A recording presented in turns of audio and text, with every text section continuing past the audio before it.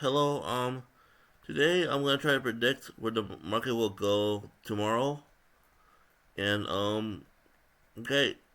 The first thing I want to talk about is what is a seller wall? So a seller wall is this is the 15 minute of the SPY, by the way. And a seller wall is basically a psychological level where a lot of participants decide they want to sell at that level. And we have a seller wall right here. Look at this part right here. Look at the volume. It's so unbelievably high. And basically, what the seller wall means is that for some reason, a lot of people, when the price reached this level, and by the way, this is the opening of the SPY. By the way, today on what is today? On Wednesday, Wednesday, during the opening of the SPY, we had this massive move up, but on super strong volume, and the volume was too much. As you can see, we didn't really go up that much. We just basically stayed at this level, and that means a seller wall formed right around here. A seller wall formed, and basically what that means is that a lot of people decided they wanted to sell, and even though there were a lot of people who wanted to buy, every time someone bought, they became a future seller. So this seller wall kept getting replenished. It means it kept getting added to. Every time someone wanted to sell, a new person wanted to buy, and that person who just bought, who took out the seller, the person who bought became a future seller. So it just the seller wall just persisted throughout this entire area until finally all the buyers who wanted to buy, who were just temporary buyers because they see this bullish uptrend, they the buyers who wanted to buy decided that they didn't want to buy anymore, and that this convincement stopped them from buying because the price was not moving higher.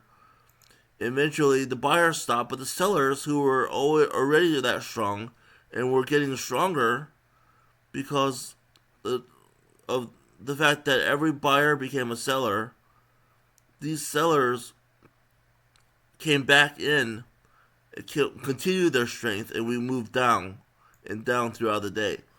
So the sellers were more. So in this example, the sellers were more permanent than the buyers, who eventually decided they didn't want to do it anymore.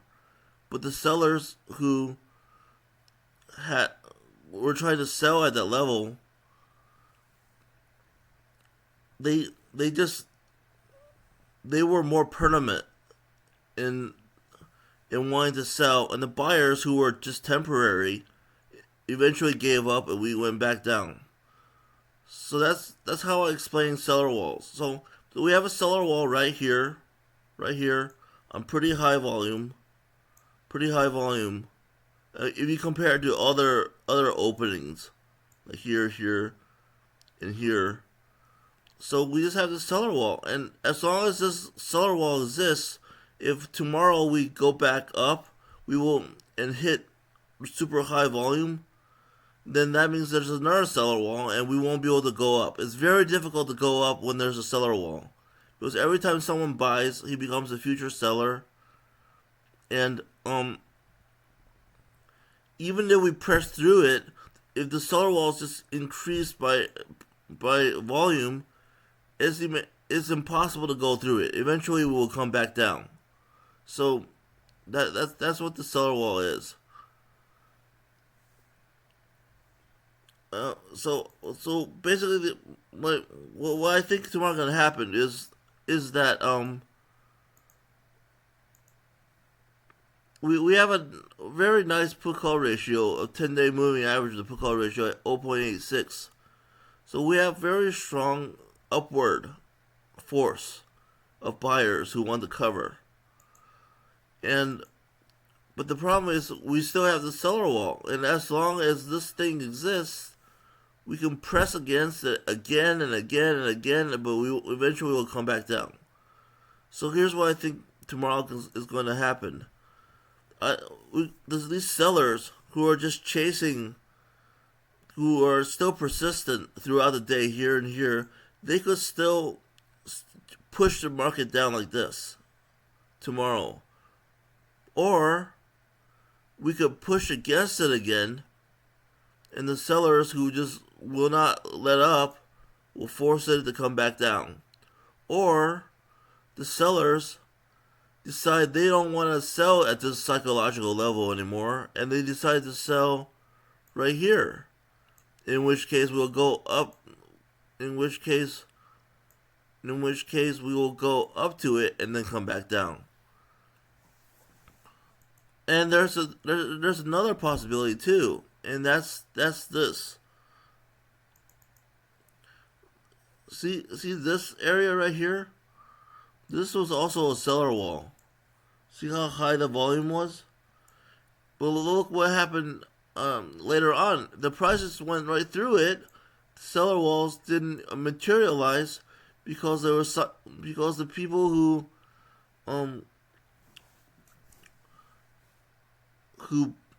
bought decided they want to hold on to their shares, and they just didn't come in psychologically. The people who bought here decided they didn't want to come in psychologically and sell psychologically, did not want to sell, so the prices kept going up. So we could do that too. We could just start going up like that, and as long as this volume does not become super high, we can keep going up. So what I'm going to be looking for tomorrow is, if we start moving up, I'm going to look for a high volume.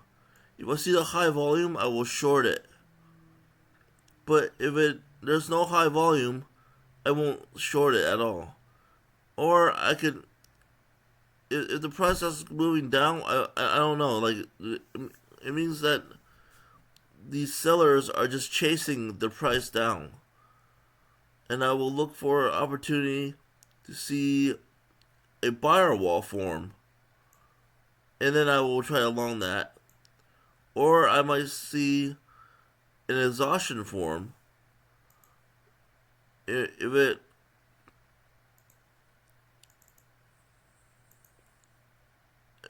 goes down and the volume becomes too low, very low, then I might long that, because that means there are no more sellers. Now I'll try to look for something like this. So what I'm trying to say is, when a lot of people decide they want to sell at this level, no amount of buyers who are convinced that it will go up will be able to push through this level and successfully keep the price up. Because eventually the buyers, whichever side is trying to enter the market because they are convinced of something that is temporary, like the market's gonna go up. They think the buyers are thinking the market's gonna go up, and once they are convinced that the market will not go up, then that convincement stops and they stop buying and it moves back down. Whichever side is more permanent, I like the sellers. The sellers are thinking right here psychologically that the market's too high, I'm gonna sell. Then that's usually a more permanent reason to keep on selling. And whichever side is more permanent will win, and the market will go in whichever that side's direction.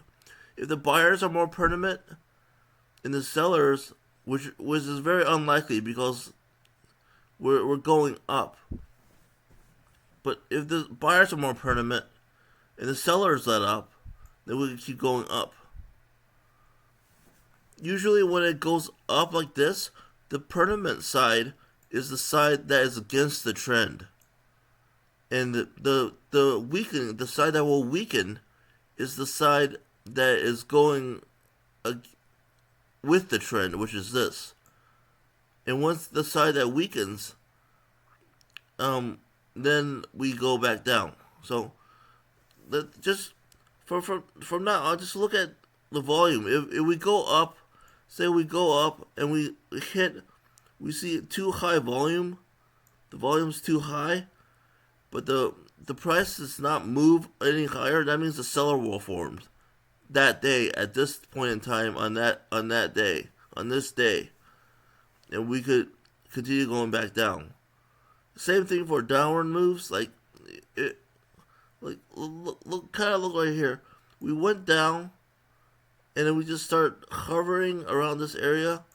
That means a buyer wall formed, and then once the buyer wall formed, then we just kept going up.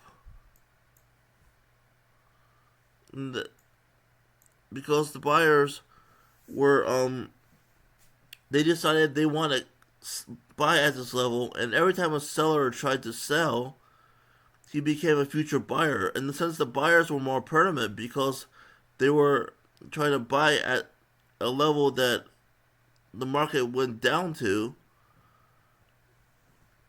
and the sellers who were just convinced that it would go down eventually lost that convincement.